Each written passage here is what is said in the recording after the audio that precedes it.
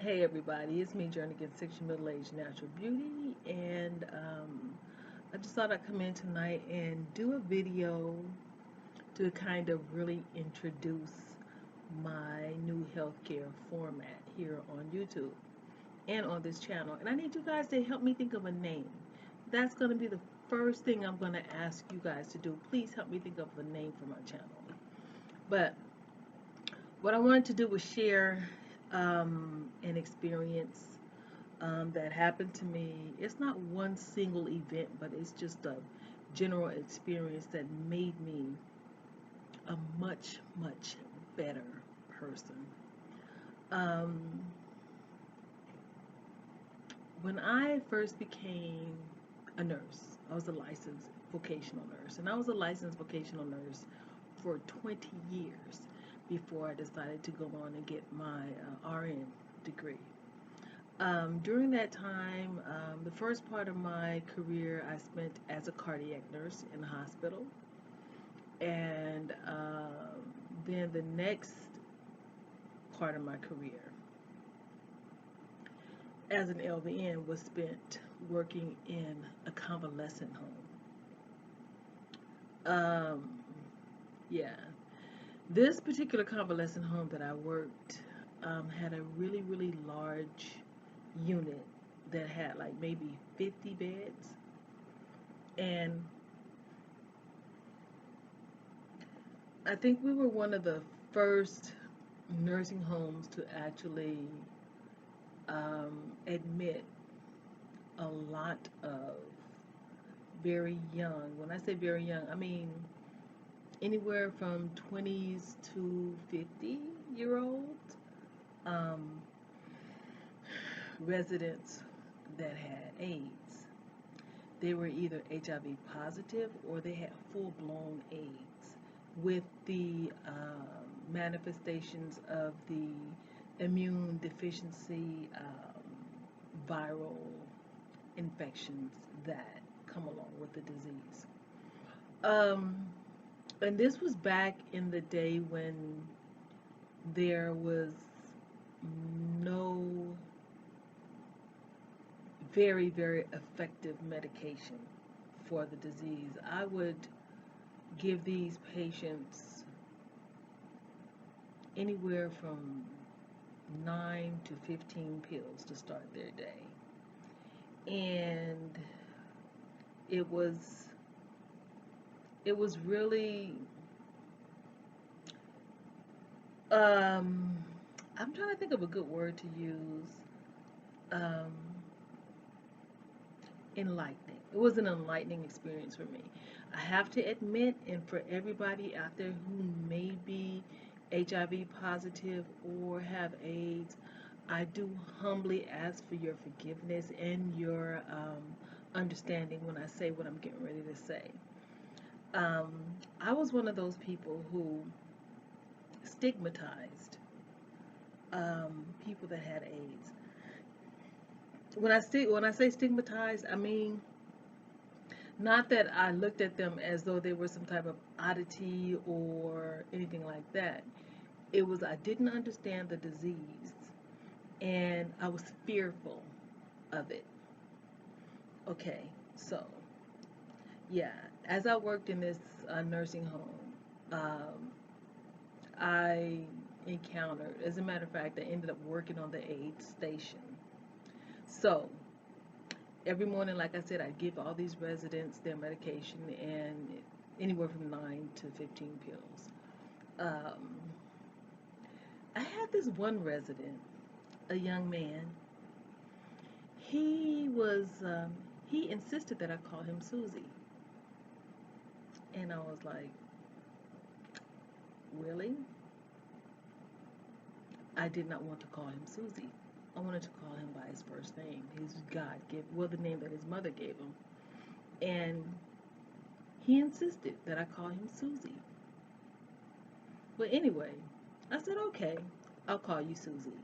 In my mind, I thought, I'll call you Susie, but you're, what his real name was. And I called him Susie. Anyway, over time, we got to be really close. This guy shared so much of his life story with me. He told me how he had been ostracized by his family, how, he loved his partner. And he was such a sensitive person, very sensitive. And I grew to really genuinely sympathize, empathize, and care from my heart for this resident. Well, it wasn't just that resident who touched my heart. There was another resident who was really, really, I mean, he was like very tall. He was like 6'8".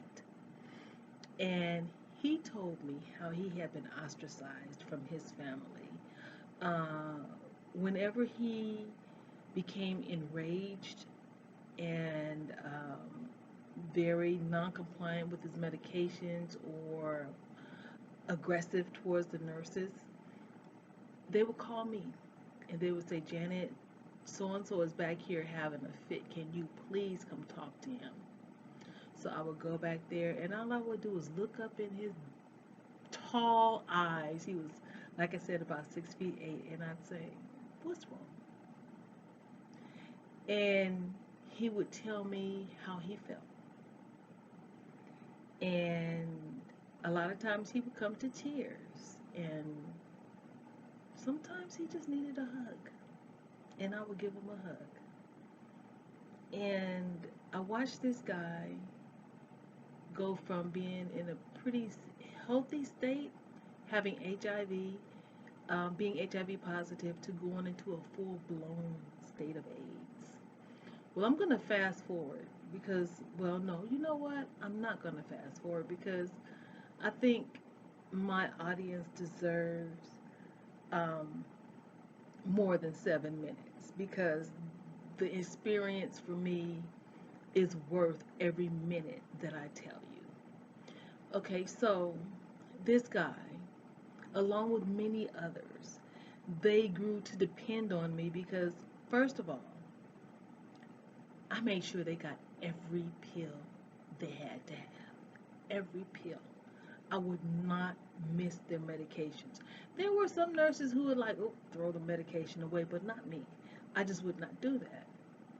Um, I find them no matter where they are. Some of them would be having physical therapy, and I go in the therapy room and I say, oh, here you are. And they'd be like, you know what? No matter where I am, you find me. And they would say, I really like that about you. So anyway, just to make a long story short as far as that goes, my nickname on that unit was Dr. Love. Um, okay, so I'm gonna get back to this one story. This really, really tall guy. I'll never forget. I will never, as long as I live, forget this man. He had been ostracized from his family, as had many other of those residents, and it was so sad. It was so, so sad to see these people not have anyone that they could go home to. Their parents had turned their backs on them, and it was so sad. It was just so sad. So I befriended a lot of them. I would let them come up to the nurse station and just talk. Just talk. We just talk. Some of them would tell me about, their partners that they loved very much. And I had never seen or witnessed such unconditional, pure, true love. You know, I had to, excuse me, I had to check myself for being judgmental in the beginning. These people, and I say these people, when I say these people, please don't be offended when I say it's like, it's not a stigma. I'm just grouping my residents. I'll say these residents. These residents brought out a side of me I did not know existed. They broke me. They broke that exterior that was proud and phony and not understanding and in a sense hard. they broke me. Yeah. So let me finish telling you about this guy. So yeah, he became one of my favorite residents. Actually, he became one of my favorite residents, and I'd watch him, go through his ups, his downs. Uh, he'd go through having, the PCP, which is a pneumonia that AIDS patients used to get back in the day. And I'd see him not wanting to eat. And one of the things he used to really like to eat was just those little cup of noodles, Nissan cup of noodles. So if that's what he ate, if that was the only thing I could get him to eat, then I'd go buy him a case of noodles. Of course, he would give me the money. And then sometimes if he was short, I'd just pitch in and I'd just get him a case. I would rather see him eat that than to eat nothing. Okay, you guys may be saying, okay, what about the sodium content? At that point, it did not matter. Okay, so this resident had a little stuffed cat that he um, he would ride around in his wheelchair because he got to a point where he couldn't walk anymore, and he got very, very weak, lost a lot of weight, and he had this little kitten, a stuffed kitten that he pressed his belly and it would meow, right? So um, yeah, so one day he came to me. He was in his wheelchair and he came up to the nurse's station, and I could tell that something wasn't right with him. I'll never forget. It was on a Wednesday, and he said, Janet, he said, I'm not going to be here much longer. And I said, okay, I hear you. Says, so is there anything that I can do for you? Anything you want, anybody you want me to call? Anything that I can do for you, let me know. I will do it for you. And he said, yes. He said, I have a cousin that I haven't seen. She was my favorite cousin growing up. And I would like for you to contact her for me.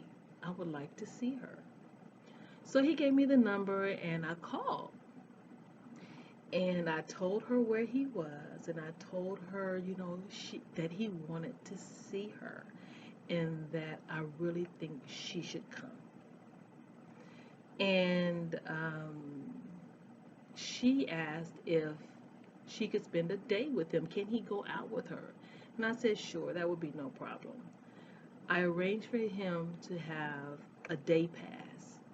So he left and went and spent a day with her on a Friday. And he really enjoyed himself. He really enjoyed himself. And he came back. He, you know, let us know how much he enjoyed himself, right? So he came back on a Saturday morning. I worked that weekend. Okay, so I'm not sure if it was Saturday. It was a Saturday, that Saturday morning, as a matter of fact. When I came in to work, I didn't go to his room. I didn't want to go to his room because I didn't feel his spirit in the place. I didn't want to go to his room. And about 20 minutes after I had been there, getting settled in and everything, one of the nurse's aides came to tell me that he was in the room and he had passed. I still didn't go in there. I didn't go in there because I just felt like I just didn't want to see him like that. I didn't want to see him like that. The last thing he did before he went on his outing with his cousin was that little kitten. He came up to the nurse's station and he said, Janet, he said, I want you to have this. And it was the kitten. And when he gave me that kitten, I knew I wouldn't see him alive anymore. Uh, yeah. Anyway, that experience, along with many others, made me not open my heart, I'm sorry, not just open my eyes, but it opened my heart and made me take much better care of the residents on my station. I worked that station happily and diligently.